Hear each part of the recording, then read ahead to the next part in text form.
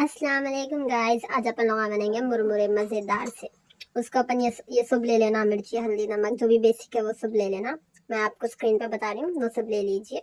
फिर अपन एक पैन में ऑयल डालेंगे, फली के बीजा, खोपरा और फुटाने। ये ऑयल में अपन सेम ऑयल में अच्छे से चॉकलेटी ब्राउन कर लेंगे। जलाना नहीं अपने को, उसको खाली भुनना है, जला दो लोग को। उसके बाद अपन कलिया पाक, नमक, हल्दी, अदरक लहसुन डालेंगे। लास्ट में मिर्ची डालेंगे, फिर अच्छे से भूनेंगे।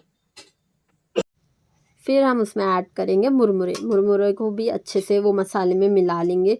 इतने टेस्टी स्नैक्स आपका 5 to 10 मिनट्स में डिलीशियस से बन